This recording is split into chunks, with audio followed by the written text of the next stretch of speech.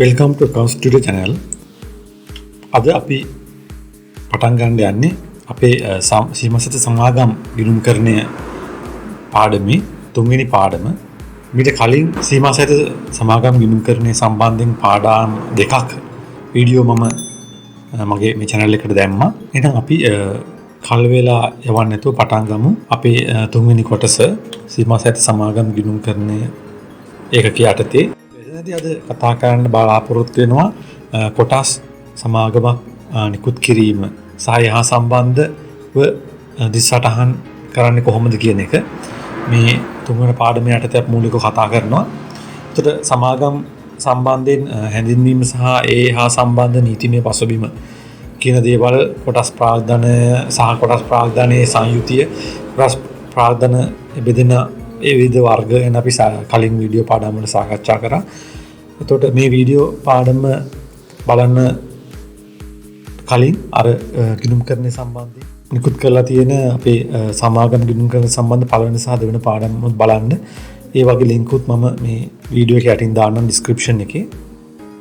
එhmenan මේ තුන්වෙනි පාඩම යටතේ බලමු මේ සමාගමික ප්‍රකාශිත ප්‍රාග්ධනය කියන්නේ මොකක්ද කියලා.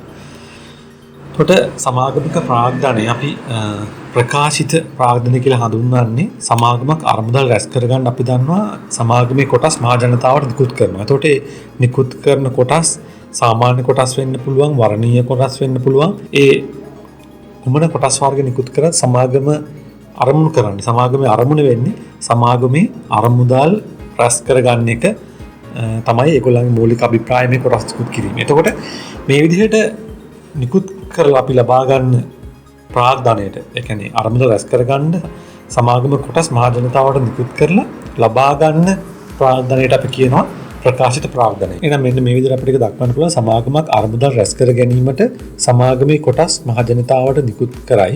එලෙස නිකුත් කර ලබා ගන්න ප්‍රාග්ධනය ප්‍රකාශිත ප්‍රාග්ධනය වේ. මම කියනවා දැන් මේ ප්‍රකාශිත ප්‍රාග්ධනය කියන වචනය ප්‍රකාශිත ප්‍රාග්ධනය කියන්නේ මොකක්ද කියන එක මේ පැහැදිලි කිරීමත් එක්ක ඔබට පැහැදිලි වෙන්නේ නැති. අපි පොඩි උදාහරණයකට ගියොත් එහෙම උදාහරණයක් විදිහට සමාගමක් ප්‍රකාශ කළ අගය රුපියල් 10ක් වෙච්ච කොටස් 25000ක් නිකුත් කරන්න බලාපොරොත්තුෙන් සංස්ථා ප්‍රකාශයක් ප්‍රසිද්ධ කරනවා. එතකොට මෙතන සමාගම බලාපොරොත්තු වෙන්නේ මේ අපේ උදාහරණයට තේ රැස් කළ ගන්න රුපියල් 25000ක අරමුදලක්. මේ උදාහරණ විදිහට අපේ උදාහරණ ගත්තේ රුපියල් 10ක් වෙච්ච කොටස් 25000ක් නිකුත් කරන සමාගමක් සංස්ථා ප්‍රකාශයක් ප්‍රසිද්ධ කරනවා. සංස්ථා ප්‍රකාශය ආරම්භ ජනතාවට කොටස් මිලදී ගන්න ආරාධනා කරන සමාගමක්. එහෙමනම් එතනදී සමාගම රැස් කරගන්න බලාපොරොත්තු වෙන්නේ කොටස් ප්‍රාග්ධනයේ වටිනාකම වෙන්නේ රුපියල් 10 කොටස් 25000. හරි. එතකොට අපි මේ කොටස් ප්‍රාග්ධනයේ වටිනාකම වෙනවා 25000. එතකොට ඒක තමයි අපි ප්‍රකාශ. එතකොට මෙන්න මේක තමයි අපි ප්‍රකාශිත ප්‍රාග්ධනය කියලා හඳුන්වන්නේ මේ අවස්ථාවේදී. ඒතර මේ උදාහරණය මගිනුත් පැහැදිලි වෙන්නේ නැති මොකක්ද මේ සමාගමක ප්‍රකාශිත ප්‍රාග්ධනය කියන්නේ කියලා. ඒකට මෙතන තමයි පැහැදිලි කරගන්න ඕන කරුණක් තියෙනවා. සමාගම් පනතේ කියනවා 58 වගන්ති සමාගමකට අදාළ ප්‍රකාශ කළ ප්‍රාග්ධනයේ කොටස් නිකුත් කිරීම සම්බන්ධයෙන් සහ කොටස් මත ඇරීම සම්බන්ධයෙන් සමාගමට ලැබුණු හෝ ලැබිය යුතු සහ ගෙවිය යුතු සියලු මුදල් එකතුව අදහස් කෙරේ. හතරවන කොටසේ 58 වන වගන්තියේ කියනවා සමාගමක මේ ප්‍රකාශ කළ ප්‍රාග්ධනය කියන්නේ මොකක්ද කියලා. සමාගම් පනතට අනුව ඒකේ කියනවා අයන්න කොටස් නිකුත් කිරීම සම්බන්ධයෙන් සහ ආයන්න කොටස් මත වූ ඇරීම සම්බන්ධයෙන් සමාගමට ලැබුණු හෝ ලැබිය යුතු සහ ගෙවිය යුතු සියලු මුදල් වල එකතුව තමයි මේ ප්‍රකාශිත ප්‍රාග්ධනය කියන්නේ කියලා සමාගම් පනතේ හඳුන්වනවා. ඒ වගේ මෙතන අපි තවත් වැදගත් වචනයක් තියෙනවා මේ කොටසක ප්‍රතිෂ්ඨාව. දැන් ප්‍රකාශිත ප්‍රාග්ධනය සම්බන්ධයෙන් ඔයගොල්ලන් හොඳ අවබෝධයක් එන්න ඇති. ඒ කරපු පැහැදිලි කිරීමත් එක්ක ඊළඟට අපිට වැදගත් වචනයක් තියෙනවා කොටසක ප්‍රතිෂ්ඨාව. මොකක්ද මේ කොටසක ප්‍රතිෂ්ඨාව කියලා කියන්නේ? කොටසක ප්‍රතිෂ්ඨාව කියලා කියන්නේ කොටසක නිකුතු අගය. එහෙම නැත්නම් නිකුත් කරන අගය තමයි ප්‍රතිෂ්ඨාව කියලා කියන්නේ. සමාගම් පනතේ 52 වන වගන්තියට අනුව සමාගම කොටස් නිකුත් කිරීමට පෙර එහි අධ්‍යක්ෂක මණ්ඩලය විසින් කළ යුතු දෙයක් තමයි කොටස් නිකුත් කිරීම සිදු කරන්නේ කුමන ප්‍රතිෂ්ඨාවකටද? එහෙනම් නිකුත් කරන ප්‍රතිෂ්ඨාව නිකුත් කරන කොටස් වල ප්‍රතිෂ්ඨාව. එහෙනම් අපි හිතමු නිකුත් කරන කොටස් වල මිල. මොකද්ද කියලා තීරණය කරන්න ඕනේ අධ්‍යක්ෂක මණ්ඩලය. ඒ වගේම ඒ ප්‍රතිෂ්ඨාව සමාගමට දැනට සිටින සියලුම කොටස් හිමියන්ට යුක්ති සහගත හා සාධාරණ ප්‍රතිෂ්ඨාවක් බවට යෝජනාවක් සම්මත කරන්න ඕනේ කොටස් නිකුත් කරන්න කලින් සමාගමේ අධ්‍යක්ෂක මණ්ඩලය. ඒතර මේක සමාගම් පනතේ 52 වන වගන්තිය පැහැදිලිව කියනවා කොටසක ප්‍රතිෂ්ඨාව කියන්නේ කොටසක නිකුත් වගේ එහෙම නිකුත් කරන වටිනාකම. ඒතර සමාගම පනතේ 52 වන වගන්තියේ කියනවා සමාගමක් කොටස් නිකුත් කරන්න කලින් ඒ සමාගමේ අධ්‍යක්ෂක මණ්ඩලය මොකද කරන්න ඕනේ?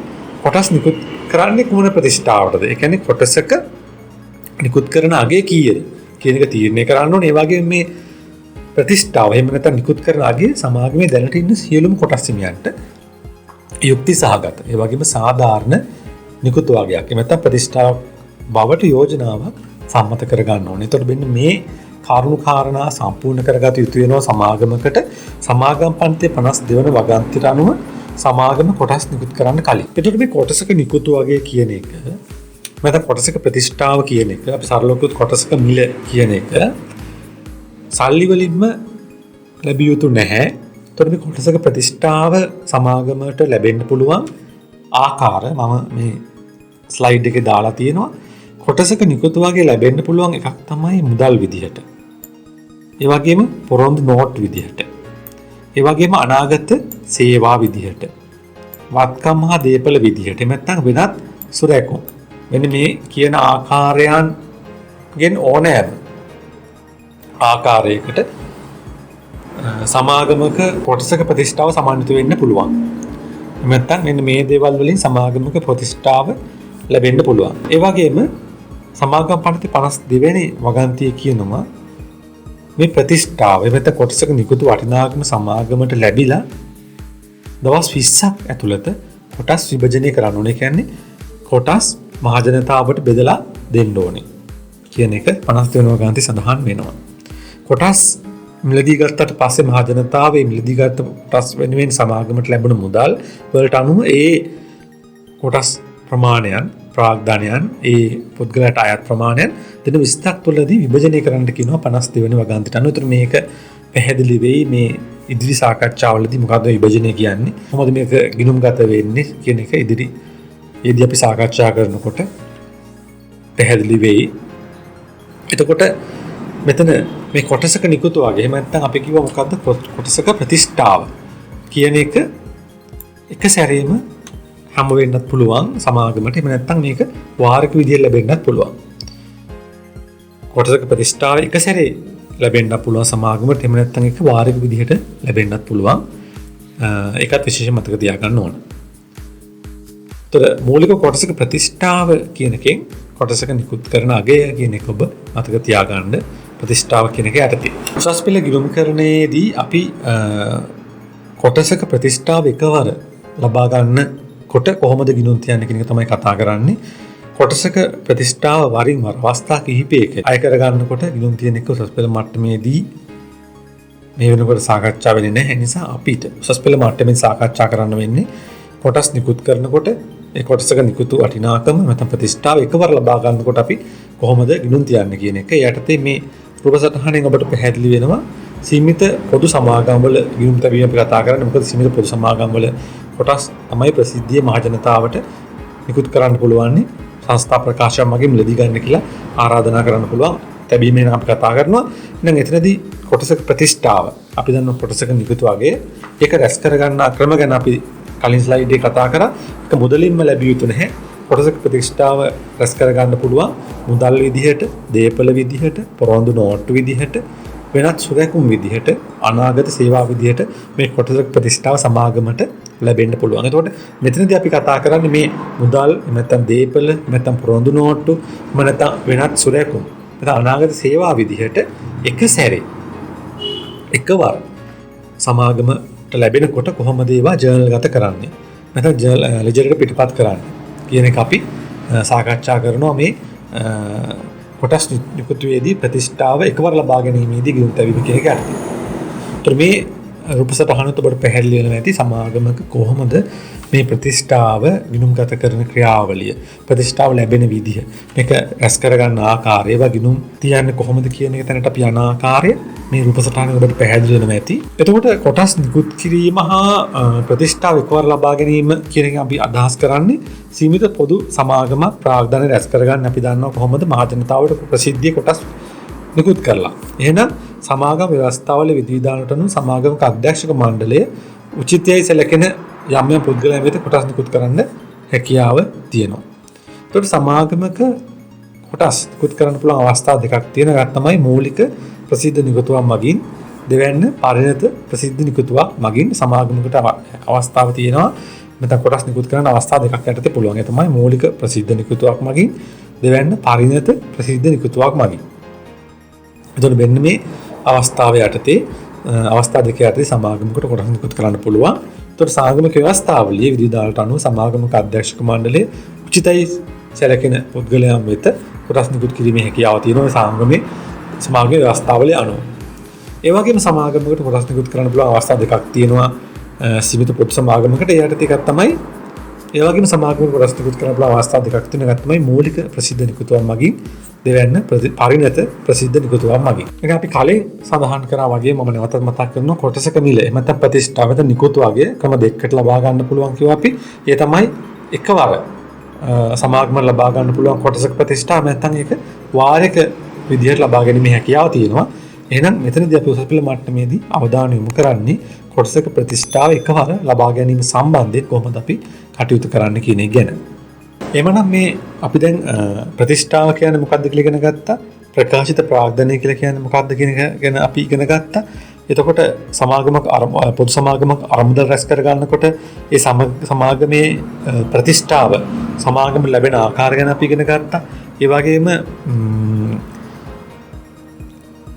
සමාගමකට මේ සමාගමේ ප්‍රතිෂ්ඨාව ලබා ගන්න පුළුවන් ආකාර අපි ඉගෙන ගත්තා. එකවර ලබා ගන්නත් පුළුවන්, වාරික විදිහට ලබා ගන්න පුළුවන් අපි කතා කරා. එහෙනම් අපි මේක තවත් පැහැදිලි කරගන්න මම උදාහරණයක් අතුලත් කරා. ඒතකොට මෙතන තියෙන සමාගම සීමා සහිත අරුණල් සමාගම. සීමා සහිත අරුණල් සමාගම 2018 සීමා සහිත අරුණල් සමාගම 2018 ජනවාරි 1 වෙනිදා රුපියල් 50 සාමාන්‍ය කොටස් ලක්ෂයක් අයදුම්පත නිකුත් කරනවා අරමුදල් එකතු කර ගැනීම පරමාර්ථයෙන්. ඒගොල්ලෝ ඒ කොටසක ප්‍රතිෂ්ඨාව වෙන්නේ රුපියල් 50යි. මෙතන කොටසක නිකුත් වගේ වෙන්නේ රුපියල් 50යි. ඕන් නිකුත් කරන කොටස් ලක්ෂයක් සාමාන්‍ය කොටස්. එතකොට මේ විදිහට සංස්ථා ප්‍රකාශයෙන් මහජනතාවට කොටස් මිලදී ගන්න කියලා මේ පොදු සමාගම ආරාධනා කරාට පස්සේ 2018 1:30 වෙනකන් ඕන් කාල දෙනවා අදාළ කොටස් සඳහා යෙදුම් කරන්න. නමුත් 2018 ජනවාරි 31 අවසන් වෙනකොට ඕන්ට 2,50,000ක කොටස් සඳහා මුදල් ලැබෙනවා. 1 ලක්ෂයක් සඳහා තමයි යෙදුම්පත් නිකුත් කරන්නේ. 1,50,000ක වැඩිපුර ඕන්ට මුදල් ලැබෙනවා. එහෙනම් අපෙන් අහනවා අවශ්‍ය වන්නේ මේ සිද්ධිය උපයෝගී කරගෙන පහත ප්‍රශ්න වලට පිළිතුරු සපයන්න. කියනවා ප්‍රොමිලාකන් එක අයදුම්පත් සමග ලද මුදල කීයද? අපෙන් අහනවා අයදුම්පත්ත් එක්ක ලැබුණ මුදල. එහෙමනම් අයදුම්පත්ත් එක්ක ලැබුණ මුදල අපිට පේනවා කොටසක ප්‍රතිෂ්ඨාව රුපියල් 50යි, අයදුම්පත් හම්බෙලා තියෙනවා 2,50,000ක්. එහෙමනම් 50 වැඩි කිරීම රුපියල් 50 වැඩි කිරීම 2,50,000 කියන අපිට ලැබෙන 1,25 ලක්ෂයක් අයදුම්පත් එක්ක මුදල් ලැබිලා කියලා. හැබැයි සමාගම අයදුම්පත් නිකුත් කරන ලක්ෂයයි, නමුත් 2,50,000 සඳහා උන්ට මුදල් ලැබෙනවා. එහෙමනම් වැඩිපුර ලැබිච්ච කොටසක් තියෙනවා. එහෙනම් අපෙන් අහනවා දෙවෙනිෙන් ප්‍රතික්ෂේප කළ අයදුම් මුදල් කොපමණද කියලා. එහෙනම් ප්‍රතික්ෂේප කළ අයදුම් මුදල් අපිට හොයන්න වෙන්නේ සමාගම ලක්ෂයක් සඳහා තමයි මූලික අයදුම් පත්‍ර කැඳවන්නේ ප්‍රතිෂ්ඨාව 50 ගානේ. නමුත් ලැබෙනවා 2,50,000ක් සඳහා අයදුම් පත්‍ර. එහෙනම් අපි දන්නවා ලක්ෂයක් අයදුම් පත්‍ර නිකුත් කරාට පස්සේ 1,50,000ක් වැඩිපුර උන්ට සල්ලි ලැබිලා තිනවා සීමිත අරුණල් සමාගමට. කොටසක ප්‍රතිෂ්ඨාව 50 ගානේ 1,50,000ක් වැඩිපුර ලැබිලා තියෙනවා මුදල්. එහෙමනම් ප්‍රතික්ෂේප කරන එකේ වටිනාකම වෙන ලක්ෂ 75ක්. 50 වැඩි කිරීම 1,50,000. එහෙනම් සමාගමට ප්‍රතික්ෂේප කරන්න වෙනවා වැඩියෙන් ලැබුණ අයදුම් මුදල. ඒ කියන්නේ 75 ලක්ෂය. ඒකේ වටිනාකම අපි හෙව්වේ 50 වැඩි කිරීම 1,50,000. 1,50,000 තමයි වැඩිපුර සමාගමට ලැබුණ මුදල අයදුම් පත්‍ර ඉල්ලපු ගාන අභියෝගා ගිහින්. ඊළඟට මේ අහනවා ප්‍රාග්ධනිත කළ වටිනාකම කොහොමද විභජනය කළ කොටස් වල වටිනාකම සමාගම මෙතන වැඩිපුර ලැබුණ ආයුධ පත සියල්ලම ප්‍රතික්ෂේප කරා කියලා අපි ප්‍රකල්පනය කරලා අපි බලනවා එහෙනම් ප්‍රාග්ධනිත කළ වටිනාකම කීයද කියලා. මෙතන සමාගම ප්‍රාග්ධනිත කරන්නේ රුපියල් 50 ගානේ ලක්ෂයක ප්‍රමාණයක් එහෙමනම් ලක්ෂ 50ක් සමාගම ප්‍රාග්ධනිත කරනවා. සමාගම ලක්ෂ 50ක් ප්‍රාග්ධනිත කරනවා. ලක්ෂයක කොටස් 50 ගානේ ප්‍රාග්ධනිත වෙනවා ලක්ෂ 50ක්. එහෙනම් ඔන්න ඔය විදිහට තමයි මේ උදාහරණය අනුව අපි හඳුනාගන්නේ පිළිතුරු මේ ප්‍රශ්නෙට. ඒතර මේක අනුව ඔයගොල්ලන්ට තවත් පැහැදිලි වෙයි මොකක්ද සමාගමක ප්‍රකාශිත ප්‍රාග්ධනය කියන්නේ. ඒ වගේම සමාගමක කොටසක ප්‍රතිෂ්ඨාව කියන්නේ මොකක්ද? ඊට පස්සේ සමාගමකට වැඩිපුර ආයුධ පත්‍ර ලැබුණොත් කොටස් නිකුත්ලාට පස්සේ වැඩිපුර ලැබුණු ප්‍රමාණය අපිට එකවර ප්‍රතික්ෂේප කිරීමකදී කොහොමද ඒක ගණනය වෙන්නේ කියන එක ඔබට පැහැදිලි වෙන්න ඇති කියලා මම හිතනවා මේ පොඩි උදාහරණයක් එක්ක. එතකොට අපි බලමු මේ දිත් සටහන කොහොමද හැදෙන්නේ කියලා. මේ අපි මේ කොටසක ප්‍රතිෂ්ඨාව මුදලින් එක සැරේ ලබා ගන්නකොට කොටසක නිකුත් වගේ මුදලින් එකවර ලබා ගන්නකොට අපි කොහොමද ගිණුම් තියන්නේ? දිත් සටහන. එහෙනම් පියවර 1 කියලා අපිට දක්වන්න පුළුවන් ආයුධ මුදල් ලබා ගැනීම. ඒ කියන්නේ කොටස් නිකුත් කරනකොට අපි අර උදාහරණේ වගේ කොටස් ලක්ෂයක් නිකුත් කරනවා 50 ගානේ. නමුත් මිනිස්සු 2,50,000ක් වැඩිපුර සල්ලි ලැබලා තිබුණා. ඒ කෙසේ වුණත් ඒ විදිහට ආයුධ ඒ විදිහට කොටස් නිකුත් කරන්න කියලා අපි මිලදී ගන්න කියලා ආරාධනා කරාට පස්සේ මහජනතාව එවන මුදල් ප්‍රමාණය හරි අපි ඒ නිකුත් කරපු කොටස් වලින් ඕනේ එවන මුදල් ප්‍රමාණය අපි ගිණුම් ගත කරනවා. මුදල් ගිණුම හර කරලා කොටස් නිකුත් කිරීමේ ගිණුම බැර. එහෙනම් අපි මුදල් කියන ගිණුම හර කරනවා කොටස් නිකුත් කිරීමේ කියන ගිණුමක් අපි විවෘත කරලා කොටස් නිකුත් කිරීමේ ගිණුමට බැර කර ගන්නවා ආයුධ මුදල් ලැබිච්ච ප්‍රමාණය. එතකොට ආයුධ මුදල් ලැබෙනකොට සමාගමේ මුදල් කියන වත්කම වැඩි වෙනවා. මුදල් කියන වත්කම වැඩි වීම නිසා මුදල් ගිණුම හර කරනවා. ඒ වගේම කොටස් නිකුත් කිරීමේ ගිණුම අපි බැර කර ගන්නවා. මොකද තාම විභජනය කරලා නැති නිසා ඒ ප්‍රමාණයන් ඒක වගකීමක් විදිහට අපි කොටස් නිකුත් කිරීමේ ගිණුමේ සටහන් කර ගන්නවා බැරට. එහෙනම් පැහැදිලිවම මේ සටහන් මම ටී ගිණුමකින් මේ විදිහට දක්වලා තියෙනවා. කොටස් නිකුත් කරලා එකවර කොටස් නිකුත් කරලා එකවර ලබා ගන්නකොට සල්ලි මුදල් ගිණුම හර කරනවා කොටස් නිකුත් කිරීමේ ගිණුම කියලා. ඊපස්සේ කොටස් නිකුත් කිරීමේ ගිණුම බැර කරනවා මුදල් කියලා අදාළ ලැබුණ මුදල් ප්‍රමාණය. එතකොට මේක තමයි මේ එතන ජෙල් සටහන දක්වලා තියෙන්නේ. දිත් සටහන තමයි ඒක මෙතන පල්ලෙහෙන් දැක්වෙන්නේ. මුදල් ගිණුම හර කොටස් නිකුත් කිරීමේ ගිණුම කියලා කොටස් නිකුත් කිරීමේ ගිණුම බැර කරනවා මුදල් ගිලා ආයුධ මුදල් ලැබෙනකොට. හරි. දෙවෙනි එක පියවර 2 මේ ලැබුණ කොටස් අපි ප්‍රාග්ධනිත කරන්න ඕනේ. එහෙනම් ප්‍රාග්ධනිතයට මාරු කරන්න ඕනේ. අපි අර ගානේ සමාගම කොටස් ලක්ෂයක් සඳහා රුපියල් 50 ගානේ ලක්ෂ 50ක මුදල් ලැබුණා. එහෙමනම් වැඩිපුර ආයුධ පත්‍ර ලැබුණු ටික ප්‍රතික්ෂේප කරලා ප්‍රාග්ධනිත වෙන්නේ ලක්ෂ 50යි. අපි හිතමු වැඩිපුර ලැබුණේ නැහැ කියලා ආයුධ පත්‍ර. කියන කොටස් ලක්ෂයක් සඳහා 50 ගානේ ආයුධ මේදී සල්ලි හම්බ වෙනවා ලක්ෂ 50ක. ඒක අපි මුදල් ගිණුම හර කරලා කොටස් නිකුත් කිරීමේ ගිණුම බැර කරලා දැන් අපි මේක ප්‍රාග්ධනිත කරන්න ඕනේ. දිත් සටහන වෙන්නේ කොටස් විභජනය කරනකොට කොටස් නිකුත් කිරීමේ ගිණුම හර ප්‍රකාශිත කොටස් ප්‍රාග්ධන ගිණුම බැර. ඒකේ ජර්නල් සටහන ආකාරයේදී දිත් සටහන් අපි ටී ගිණුමක් ආශ්‍රයෙන් මම දක්වලා තියෙනවා. විභජනය කරනකොට ප්‍රකාශිත ප්‍රාග්ධන ගිණුම කියලා කොටස් නිකුත් කිරීමේ ගිණුම හර කරනවා අදාළ විභජන වටිනාකමින්. අනික් අතට ප්‍රකාශිත කොටස් ප්‍රාග්ධන ගිණුම බැර කරනවා කොටස් නිකුත් කිරීමේ ගිණුම කියලා අදාළ ප්‍රාග්ධනිත කරන වටිනාකමින්. මේ ආකාරයට තමයි කොටසක ප්‍රතිෂ්ඨාව මුදලින් එකවර ලැබිලා ඒ ලැබිච්ච ප්‍රමාණය විභජනය කරනකොට අපි ගිණුම් තියන්නේ. කොටස් නිකුත් කිරීමේ ගිණුම හර ප්‍රකාශිත කොටස් ප්‍රාග්ධන ගිණුම බැර. මේ අවස්ථාවේදී අර අපි කලින් අයදුම ගිණුම් ගත කරන කත් එක සංසන්දනය කරොත් කොටස් නිකුත් කිරීමේ ගිණුම පියවිලා යනවා. ප්‍රකාශිත ප්‍රාග්ධන ගිණුමේ බැර පැත්තේ ශේෂයක් ඉතුරු වෙනවා. ඒ ප්‍රාග්ධනිත කරපු වටිනාකම.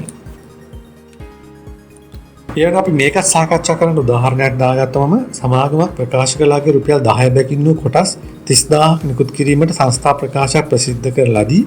කොටස් 28000ක් සඳහා අයදුම්පත ලැබී අයදුම්කරුවන් අතර නිසි පරිදි කොටස් විභජනය කරන ලදී. එමනම් මෙතන වෙනවා සමාගම ප්‍රකාශ කළ ප්‍රාර්ථනාවේ රුපියල් 10ක් සඳහා ප්‍රකාශ කළාගේ රුපියල් 10 කියන ප්‍රතිෂ්ඨාව 10යි නිකුත් කරනවා කොටස් 30000. එහෙමනම් සමාගම මෙතන රැස් කරගන්න බලාපොරොත්තු වෙන අරමුදල් වටිනාකම වෙනවා. සමාගම බලාපොරොත්තු වෙනවා මේකින් රුපියල් 10ක ප්‍රතිෂ්ඨාවට කොටස් 30000ක් නිකුත් කරලා සමාගම බලාපොරොත්තු වෙන අරමුදල තමයි ලක්ෂ 3ක ප්‍රාර්ථනයක් රැස් කරගන්නේ. හැබැයි සමාගමට සල්ලි හම්බ වෙන්නේ 10 ගානේ 28000කට 2,80,000ක මුදල් ප්‍රමාණයක් හම්බ වෙනවා. 30000ක කොටස් නිකුත් කරත් අයදුම්පත ලැබෙන්නේ අයදුම්පතත් එක්ක මුදල් ලැබෙන්නේ 28000ක් සඳහා. එතකොට රුපියල් 10 ගානේ 2,80,000ක මුදල් ප්‍රමාණය තමයි ලැබෙන්නේ. අපෙන් අහනවා කොටස් නිකුතුව සම්බන්ධයෙන් මුදල්ද ඇතුළුව ජනල් සටහන් සහ අදාළ ලිජර් ගිණුම්. ඒතර මේකේ තවත් මම කිව්වොත් ඔබට මේ තමයි අපි අර කලින් ඉගෙන ගත්ත කොටසක ප්‍රතිෂ්ඨාව. නැත්නම් නිකුතු වගේ. මේ තමයි සමාගම නිකුත් කරන කොටස් ගණන. 30000 නිකුත් කරාට සමාගමට එතන සල්ලි හම්බෙන්නේ 28000ක අයදුම්පත් සඳහා තමයි අයදුම්පතත් එක්ක සල්ලි එන්නේ. එහෙනම් බලමු කොහොමද මේ සම්බන්ධයෙන් මුදලුත් එක්ක ජන සටහන් අපි යන්නේ කියලා. එහෙනම් පළවෙනි අවස්ථාව මොකද වෙන්නේ? සමාගමට අයදුම්පතත් එක්ක සල්ලි හම්බ වෙනවා 28000ක කොටස් වෙනුවෙන් සල්ලි හම්බ වෙනවා. එහෙනම් කොටසක නිකුතු වගේ රුපියල් 10යි. එහෙනම් අපි දන්නවා කොටසකගේ නිකුතු වගේ රුපියල් 10යි.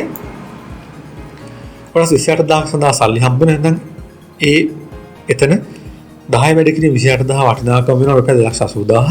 දැන් ඉස්සෙල්ලාම මේ 2,80,000ක් අපිට මුදලින් හම්බ වෙනකොට අපි මොකද කරන්නේ? ඒ ලැබෙන මුදල් ප්‍රමාණය මුදල් ගිණුම හර කරනවා කොටස් නිකුත් කිරීමේ ගිණුම කියලා 2,80,000ක්. කොටස් නිකුත් කිරීමේ ගිණුම බැර කරනවා මුදල් කියලා 2,80,000ක්. තමයි අපේ පළවෙනිම පියවර. අපි කලින් ඉගෙන ගත්ත සටහන.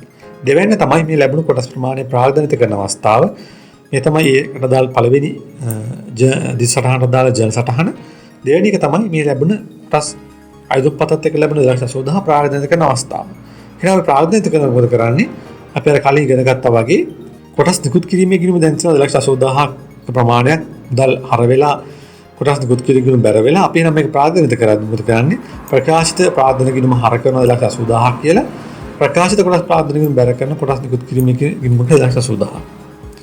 ඒතර අපි දිසටහන වෙනවා ජන සටහන කොටස් නිකුත් කිරීමේ ගිණුම හර 2,80,000යි ප්‍රකාශිත කොටස් ප්‍රාර්ථන ගිණුම බැර 2,80,000යි. අන්න මේ අවස්ථාවේදී කොටස් ප්‍රාර්ථන ගිණුම 2,80,000ක වැඩි වුණා. ඒ වගේම අපේ කොටස් නිකුත් කිරීමේ ගිණුම පියවිලා ගියා. ඒතර මුදල් කියන වත්කම ඒ අවස්ථාවේ 2,80,000කින් වැඩි වුණා. ඔන්න ඔය ආකාරයට තමයි උදාහරණයේ යටතේ අපිට ජන සටහන සහ දිසටහන දක්වන්න පුළුවන්. කොටස් අයදුමේදී මුදල් ලැබීම සහ කොටස් විභජනය කරලා ප්‍රකාශිත ප්‍රාර්ථනය ගිණුම්ගත කරන අවස්ථාවට දාලා දෙන සටහන. මම හිතනවා අපිට පැහැදිලි වෙන්න ඇති කියලා මේ සටහනත් එක්ක කොයි විදිහටද අයදුමේදී මුදල් එකවර මුදල් ලැබෙනකොට ප්‍රතිෂ්ඨාව එකවර ලැබෙනකොට අයදුමේදී දිසටහන සහ විභජනයේදී සටහන සිද්ධ වෙන ආකාරය.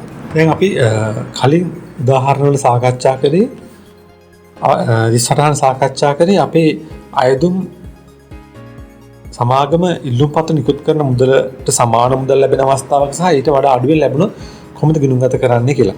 ඒ වගේම යම් අවස්ථාවකදී සමාගමට අයදුම්පත්වත් එක්ක වැඩිපුර මුදල් ලැබෙන්න පුළුවන්. සමාගම නිකුත් කරන බලාපොරොත්තු කොටස් ප්‍රමාණයට වඩා අයදුම්පත්ය වෙලා තියෙන්න පුළුවන්. එතකොට අපිට කරන්න සිද්ධ වෙන්නේ මේ වැඩිපුර වෙලා තිබ්බ අයදුම්පත් ප්‍රතික්ෂේප කරලා එහෙම ඒව මුදල් ආපසු යවන එක.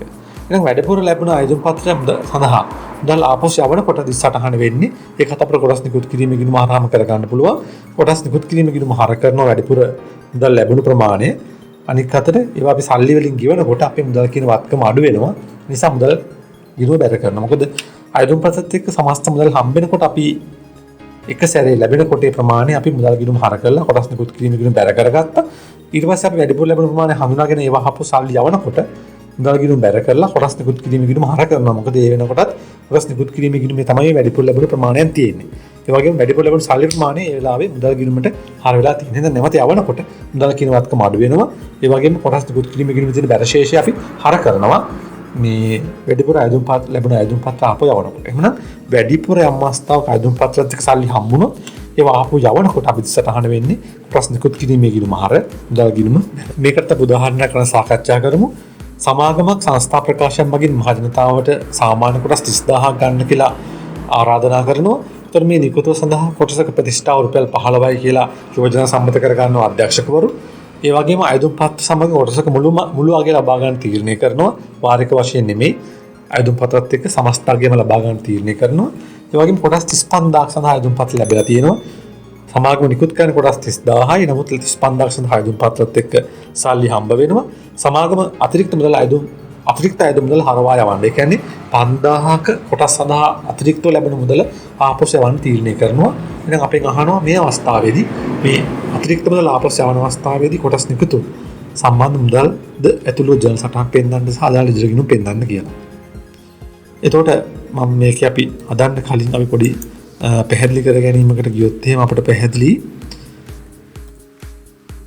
සමාගම නිකුත් කරන කොටසක ප්‍රතිෂ්ඨාව වෙන්නේ 15යි. 15 ප්‍රතිෂ්ඨාව කොටස් 30000ක් තමයි නිකුත් කරන්නේ. නමුත් සමාගමට කොටස් 35000ක් සඳහා අයදුම්පත් ලැබෙනවා. එහෙමනම් සමාගමට වැඩිපුර ලැබිලා තියෙනවා. වැඩිපුර හම්බෙලා තියෙනවා. කීය ගානේද? 15 ගාන.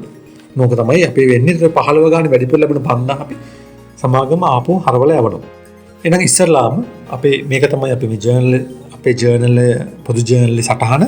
පළවෙනි අවස්ථාවේදී මොකද වෙන්නේ? සමාගමට කොටස් 35000ක් සඳහා අයදුම් මුදල් ලැබෙනවා 15 ගානේ. කොටස් 35000ක් සඳහා අයදුම්පත්වත් එක්ක සල්ලි හම්බ වෙනවා. සමාගම කොටස් 30000 නිකුත් කරලා 35000ක් සඳහා අයදුම් මුදල් ලැබෙනවා 15 ගානේ. එහෙනම් සල්ලි හම්බ වෙනවා සමාගමට 525000ක්.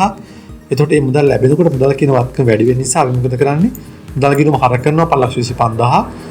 කොටස් නිකුත් කිරීමේ ගිණුම බැර කරනවා 525000. ඒ දිසරණ අපි දැන් දන්නවා. දෙවෙනි අවස්ථාව මොකද කරන්නේ?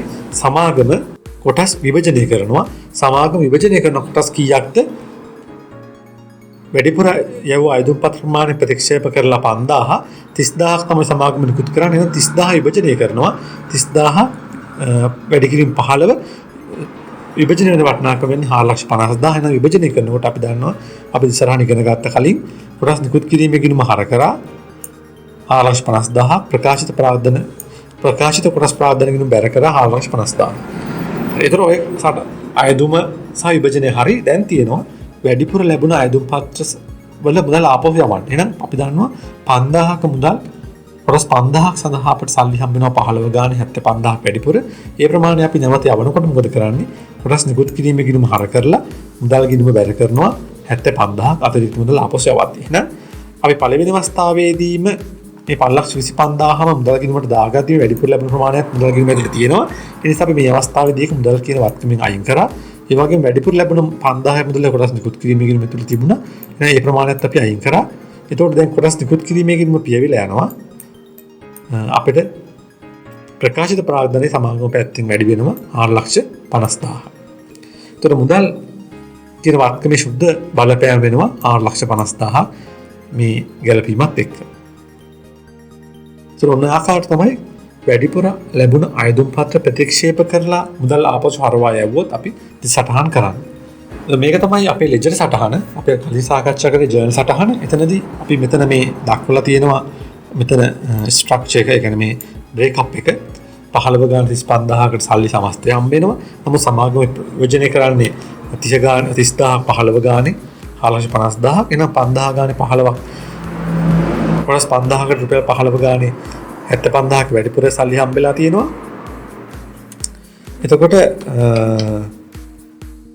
අපි අංක 1 තමයි සමාගමට මේ 525000ක සල්ලි අයදුම් පත්‍රත් එක්ක හම්බ වෙනකොට අපි ඒක දන්නවා. අපි මොකද කරන්නේ? මුදල් ගිණුම හර කර ගන්නවා 525000. කොටස් නිකුත් කිරීමේ ගිණුම බැර කර ගන්න අවශ්‍ය 525000. ඊළඟට සමාගම මෙතන විභජනය කරන්නේ 450000 කොටස් ප්‍රමාණයක්. ඒ ප්‍රමාණය අපි මොකද කරන්නේ? කොටස් නිකුත් කිරීමේ ගිණුම හර කරලා අනික් අතට කොටස් ප්‍රකාශිත කොටස් ප්‍රාර්ථනා ගිණුම බැර කරනවා 450000. ඊළඟට අපිට තියෙන වැඩිපුර ලැබුණ ප්‍රමාණය 15 ගානේ 5000 කොටස් සඳහා වැඩිපුර අපට අයදුම්පත් ලැබිලා දෙන ඒක ප්‍රතික්ෂේප කරනවා. ප්‍රතික්ෂේප කරලා තියෙන වැඩිපුර ලැබෙන ප්‍රමාණය දැනට තියෙන මුදල් ගිණුම ඇතුලේ. ඒ නිසා මුදල් කියන වත්කම අපි අඩු වෙනවා ආපු ගෙවද්දී. එතන 75000කින්. එතකොට වැඩිපුර ලැබුණ කොටස් ප්‍රමාණය දැනට කොටස් නිකුත් කිරීමේ ගිණුම ඇතුළේ තියෙනවා. එහෙනම් මුදල් ගිණුම බැර කරලා කොටස් නිකුත් කිරීමෙන් හර කරනවා. මෙන්න මේ සටහනත් එක්ක කොටස් නිකුත් කිරීමේ ගිණුම පියවිලා යනවා. ඊළඟට මුදල් ගිණුමේ 450000ක ශුද්ධ ශේෂයක් ඉතුරු වෙනවා. කොටස් ප්‍රාග්ධනයේ සමාගමේ 450000ක් ඉතුරු වෙනවා. ඔන්න ආකාරයට තමයි සමාගමක් වැඩිපුර ලැබුණු අයදුම් පත්‍ර ප්‍රතික්ෂේප කරනකොට දිසටහන වෙන්නේ. මම නවසරක් මතක් කරොත් එහෙම කොටස් අයදුම් පත්‍රත් එක්ක සල්ලි හම්බ වෙනකොට අපි කරන්නේ මුදල් ගිණුම හර කරලා කොටස් නිකුත් කිරීමේ ගිණුම බැර කරනවා. ඒ කොටස් ප්‍රමාණයක් තීරණය කර ප්‍රමාණය විභජනය කරද්දී කොටස් නිකුත් කිරීමේ ගිණුම හර කරලා ප්‍රකාශිත ප්‍රාග්ධන ගිණුම බැර කරනවා. වැඩිපුර අයදුම් පත්‍ර ලැබිලා තිබ්බොත් ඒක ප්‍රතික්ෂේප කරද්දී සමාගම මුදල් ගිණුම බැර කරලා කොටස් නිකුත් කිරීමේ ගිණුම හර කරනවා. ඔන්න ආකාරයට තමයි එතන දිසටහන එදෙන්නේ. එතකොට සමාගමක් මේ වැඩිපුර ලැබුණ හැම අයදුම් පත්‍රයක්ම ප්‍රතික්ෂේප කරලා ලබන්නේ නැතුව, ඒ කියන්නේ වැඩිපුර ලැබුණ අයදුම් පත්‍ර සඳහා ලැබුණ මුදල් සියල්ලම ආපුර හරවලා යවන්න නැතුව සමාගමට පුළුවන් සමානුපාතික විභජනය කියන පදනම භාවිතා කරලා මේ කිසියම් අනුපාතයකට වැඩිපුර ලැබුණ අයදුම් පත්‍ර සඳහා කොටස් බෙදලා දෙන්න. වැඩිපුර ලද අයදුම් පත්‍ර කිසියම් අනුපාතයකට හෝ අනුපාත කිහිපයක් පදනම් කරගනිමින් කොටස් පවරාදීම සිදු කළහොත් එය සමානුපාතික විභජන ලෙස හැඳින්වේ. මේදී වැඩිපුර ලැබුණ අයදුම්පත් ආපසු යවිය යුතුයි. එතකොට මේ සමානුපාතික විභජනයේදී මොකද වෙන්නේ? සමාගම වැඩිපුර ලැබුණ අයදුම්පත් යම් තීරණයක අනුපාතයකට එහෙම නැත්නම් අනුපාත කිහිපයක් පදනම් කරගෙන කොටස් පවරාදීම සිදු කරොත් අපි ඒකට කියනවා සමානුපාතික විභජනය කියලා. මේදී වැඩිපුර ලැබුණ අයදුම්පත් ආපසු යවනවා. එතකොට සමානුපාතික විභජන අවස්ථා දෙකක් තුනක් තමයි වැඩිපුර ලැබුණ අයදුම්පත් කිසියම් එක් අනුපාතයක් පදනම් කරගැනීමෙන් විභජනය කරන්න පුළුවන්, පවරා දෙන්න පුළුවන්. ඒ වගේම වැඩිපුර ලැබුණ අයදුම්පත් අනුපාත කිහිපයක් පදනම් කරගෙන බෙදලා දෙන්න පුළුවන්, නැත්නම් පවරලා දෙන්න පුළුවන්. එහෙමනම් එතනදි වෙන්නේ සමානලාවට ඉල්ලපු ක්‍රස් ප්‍රමාණයට වඩා අඩු ප්‍රමාණයක් තමයි හම්බ වෙන්නේ සමානුපාතික විභජනයේදී. ඒ වගේම මේ සමානුපාතික විභජනයේදී එක අනුපාතයක් පදනම් කරගෙන විභජනය කරන්න පුළුවන්. ඒ වගේම අනුපාත කිහිපයක් පදනම් කරගෙනමින් කොටස් විභජනය කරන්නත් පුළුවන්. මේක මතක තියාගත යුතුයි. ඒත් සමානුපාතික විභජනයේදී අනුපාතයක් හෝ අනුපාත කිහිපයක් තමයි පාවිච්චි වෙන්නේ කොටස් විභජනය කරනකොට වැඩිපුර ලැබුණ අයදුම් පත්‍ර සම්බන්ධයෙන්. ඒතර මෙන්න මේකේ අපට හොඳ උදාහරණයක් තියෙනවා සීමිත ලෝචන සමාගමේ 2018 රුපියල් 60ක් බැගින් වූ කොටස් ප්‍රමාණයකට එකවර මුදල් ලබා ගන්න තීරණය කළා තියෙනවා. ඒතර කොටස් නිකුත්තුට දාලා තොරතුරු පහත දීලා තියෙනවා විභජන අනුපාතත් එක්ක. ඒතර මෙතන අපිට පැහැදිලි වෙනවා කොටසක ප්‍රතිෂ්ඨාව රුපියල් 60යි 2018 ජනවාරි 1 වෙනිදා තමයි මේ ලෝචන සමාගම කොටස් නිකුත් කරන්නේ මහ ජනතාවට. එතකොට මේකෙදි මේ වැඩිපුර සමාගමට ලැබිච්ච කොටස් විභජනය කරපු ආකාරය තමයි තියෙන්නේ මේ සමානුපාතික විභජනය යටතේ අනුපාත කීපයක් මෙතන පාවිච්චි වෙලා තියෙනවා. උදාහරණයක් විදිහට සමාගමේ පැරණි කොටස්කාරයෝ 50000ක් ප්‍රමාණයක් සඳහා කොටස් අයදුම් පත්‍ර වෙනවා. සමාගමේ දැනට ඉන්න කොටස්කාරයෝ අයදුම් කරලා තියෙනවා කොටස් 50000. එතකොට සමාගම තීරණය කරනවා මේ 50000ක් අයදුම් කරපු කොටස්කාරයන්ට ලබා දෙන්න ඒ 50000ම කියන්නේ එකට එක අනුපාතයක් යට පාවිච්චි කරනවා ඒගොල්ලෝ පැරණි කොටස්කාරයන්ට. එතකොට මෙතන වැඩිපුර මේගොල්ලන්ට පැරණි කොටස්කාරයෝ 50000 ඉල්ලපු කොටස් 50000න් ඔවුන්ට විභජනය කරනකොට ඔවුන්ට වෙන් වෙන්නේ මේ අනුපාතය යටතේ ඔවුන්ට වෙන් වෙනවා 50000ක්. මොකද එකට එක අනුපාතය තමයි සමාගම තීරණය කරලා තියෙන්නේ. අනික් අතට සමාගමේ සේවකයෝ ඉල්ලනවා කොටස් ලක්ෂ 2ක් අයදුම් කරනවා. ඒතර සමාගම විතර අනුපාතයක් තීරණය කරනවා කොටස් දෙකක් ඉල්ලපු කාණ්ඩයට දෙන්නේ දෙකට එක අනුපාතයට තමයි ඕන්ට කොටස් විභජනය කරන්න කියලා. එහෙනම් මේ අවස්ථාවේදී සමාගම දෙකට එක අනුපාතයේ යටතේ සමාගමේ සේවකයන්ට විභජනය වෙනවා කීයක්ද? ලක්ෂයක්. මොකද එතන පාවිච්චි කරන්නේ දෙකට එක අනුපාතය. ලක්ෂ කොටස් දෙකක් ඉල්ලපු කෙනෙකුට හම්බ වෙන්නේ එකයි. කොටස් දෙකක් ඉල්ලපු කෙනෙකුට හම්බ වෙන්නේ එක කොටසක්. විදිහට මේක තමයි සමාගම විභජන අනුපාතය තීරණය කරලා තියෙන අය අවස්ථාවේදී. ඒ වගේම දේශීය ව්‍යාපාරික මත වෙනත් පුද්ගලයෝ කියන කාණ්ඩය අයදුම් කරලා තියෙනවා කොටස් ලක්ෂ 3ක්. එතකොට ඕන්ට විභජනය වෙලා තියෙන්නේ කොටස් ලක්ෂයයි. එහෙනම් ලක්ෂ 3ක් ඉල්ලපු කට්ටියට විභජනය වෙන්නේ ලක්ෂය නම් අපිට එතන පැහැදිලි අනුපාතය අපෙන් අහන විභජන අනුපාතය 3ට 1යි. කියන්නේ 3ක් ඉල්ලපු කොටස් කරුවන්ට විභජනය කරන්නේ 1යි. එහෙනම් ප්‍රතික්ෂේපලා යනවා උනේ ලක්ෂ 2ක්. සල්ලි ආපු යනවා. ඊළඟට විදේශිකයෝ 50000ක් අයදුම් කරනවා කොටස්. ඒතර ඔවුන්ට දෙන්නේ 5ට 1ක අනුපාතයට. එමනම් විදේශිකයෝ සම්බන්ධයෙන් 50000ක කොටස් අයදුම් කරලා තියෙනවා. එතකොට ඒ 50000ක් අයදුම් කරලා තියෙනවා විභජන අනුපාත තමයි 5ට 1. ඒ කියන්නේ 5ක් ඉල්ලුවා නම් හම්බෙන්නේ 1 කොටසයි. එහෙනම් 50000ක් ඉල්ලපු නිසා ඒතර විදේශිකයන්ට විභජනය වෙන වටිනාකම වෙනවා 10000ක්. ඒතර ඔන්න ආකාරයට තමයි සමාගමේ මේ සමානුපාතික විභජනය යටතේ විවිධ අනුපාත පාවිච්චි කරලා කොටස් විභජනය කරලා තියෙන්නේ. පැරණි කොටස්කාරයෝ, සේවකයෝ, දේශීය ව්‍යාපාරිකයෝ, විදේශිකයෝ කියන යටතේ. මෙතන අපිට පේනවා සමාගම නිකුත් කරලා තියෙනවා සමාගමට අයදුම් කළ කොටස් ගණන. සමාගමේ කොටස් සඳහා අයදුම් කරලා තියෙන සමස්තය අපට හොයා ගන්න පුළුවන් මේ ප්‍රමාණ එකතු කරලා. ඒකට අපිට පේනවා ලක්ෂ 6ක් සඳහා සල්ලි හම්බ වෙලා තියෙනවා. ලක්ෂ 6ක මුදල් හම්බ වෙලා තියෙනවා මේ කියන කොටස් වලින්. පැරණි කොටස් කරුවන්ගෙන්, සේවකයන්ගෙන්, දේශීය ව්‍යාපාරිකයෝ, වෙනත් පුද්ගලයන්, විදේශිකයෝ කියන කට්ටියකින් හම්බ වෙලා තියෙනවා සමස්ත මේ අයදුමේ ලක්ෂ 6ක්. නමුත් සමාගම විභජනය කරලා තියෙනවා සමාගම තීරණය කරපු අනුපාතය යටතේ පැරණි කරුවන්ට 1ට 1 අනුපාතයත්, සේවකයන්ට 2ට 1 අනුපාතයත්, දේශීය ව්‍යාපාරිකයෝ සහ වෙනත් පුද්ගලයන්ට 3ට 1 අනුපාතයට, විදේශිකයන්ට 5ට 1 අනුපාතය යටතේ මේ ලැබුණ ලක්ෂ 6 විභජනය කරලා තියෙනවා මේ පහත දැක්වෙන ආකාරයට. ඒතර එතන විභජනය කරපු සමස්තය 50යි 100යි 100යි 10යි 260000ක් ඔවුන් 260000ක් ඔවුන් විභජනය කරලා තියෙනවා විභජන අනුපාත වලට අනුව. සේවකයන්ට 1ට 1 අනුපාතයට ඉල්ලපු කොටස් ප්‍රමාණයම විභජනය වෙලා තියෙනවා. සේවකයන්ට 2ට 1 අනුපාතයට ලක්ෂ 2ක් ඉල්ලපු කට්ටියට ලක්ෂය විභජනය වෙලා තියෙන සේවකයන්ට. ඒ වගේම දේශීය ව්‍යාපාරිකයෝ ලක්ෂ 3ක් අයදුම් පත්‍රය වුවත් ඔවුන්ට 3ට 1 අනුපාතයට ලක්ෂය විභජනය වෙලා තියෙන්නේ. විභජන අනුපාතයට ඒක අපි හොයාගත්තා. ඒ වගේම විදේශිකයන්ට 50000 සඳහා අයදුම් කළාත් ඔවුන්ට 5ට 1 අනුපාතයට 10000යි විභජනය වෙලා තියෙන්නේ විභජන අනුපාතයට යටතේ. එතකොට මෙතන ලක්ෂ 2යි 250000යි 60000ක ප්‍රමාණයක් තමයි විභජනය වෙන්නේ. සල්ලි හම්බෙලා තියෙනවා ලක්ෂ 6ක්. එතකොට සමාගම ප්‍රතික්ෂේප කරලා සල්ලි ආපු යවලා තියෙනවා 600ක් ලක්ෂ 6ක් වොන්ට සමස්ත සල්ලි ලැබෙන අයදුම් මේදී. ඒතර විභජනය කරලා තියෙන්නේ 2,60,000ක ප්‍රමාණයක් විතරයි. එහෙනම් ආපහු ප්‍රතික්ෂේප කරලා යවලා තියෙනවා මේ සමානුපාතික විභජන යටතේ 3,40,000ක මුදල් ප්‍රමාණය. ඒතර ඔන්න ප්‍රමාණය ප්‍රතික්ෂේප කරලා ආපසු යවලා තියෙනවා මේ අයදුම් පත්‍රයේ වයට සමානුපාතික විභජන යටතේ විභජනය වෙලා තියෙන්නේ 2,60,000ක කොටස් ප්‍රමාණයක් විතරයි. ඒතර ඔන්න ආකාරයට තමයි සමාගම වැඩිපුර ලැබුණ අයදුම් පත්‍ර සමානුපාතික විභජන යටතේ විවිධ අනුපාත වලට අනුව විභජනය කරන්නේ. මෙන්න මේ පදනම යටතේ.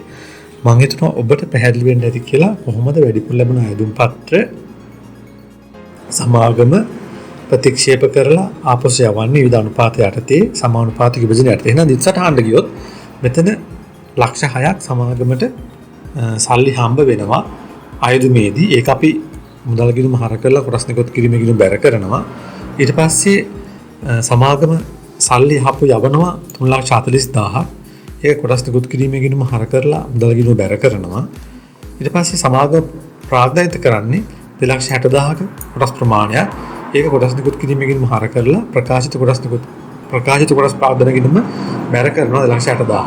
ඒතර ඔන්න ආකාරයට තමයි මෙතන මේ අවසානයේ දිස්සටහන වෙන්නේ අපි අර කලින් සාකච්ඡා කරපු විදිහට.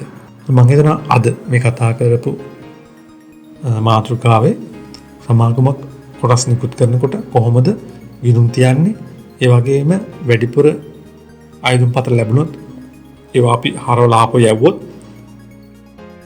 ඒ සම්බන්ධ සටහන මොකක්ද, ඒ වගේම සමාගම ලැබුණ කොටස් සියල්ලම සමාගම තීරණය කර ප්‍රමාණය විභජනය කරනකොට කොහොමද ඒක ප්‍රකාශිත ප්‍රාර්ථනාවකින් සටහන් වෙන්නේ? ඒ වගේම කොටසක ප්‍රතිෂ්ඨාව කියන්නේ මොකක්ද? ප්‍රකාශිත ප්‍රාර්ථනා කියලා කියන්නේ මොකක්ද?